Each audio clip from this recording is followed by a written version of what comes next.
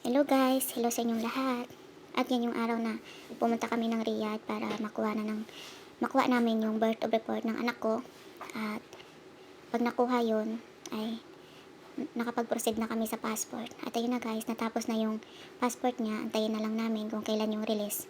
At ayan, dumiretso na rin kami niyan sa Batha para bumili ng mga kakailanganin para sa aircon. Sa mga aircon at sa shop na rin yung paninda sa shop. At ayan, habang nagwe-waiting kami dyan, sobrang hindi naman pala ganun ka ano dito sa Riyadh, hindi siya ganun kalamig, hindi katulad sa lugar na tinitirhan namin ngayon ay malamig talaga dito. Pero sa Riyadh pala hindi ganun kalamig. So okay lang na nasasakyan kami magantay. So ayan guys, wala ganun karaming tao kasi mga that day na yan is ano siya yung mga Tuesday ba yun? Mga ganong day kaya wala masyadong tao. So ayan guys, ayan kami sa Batha.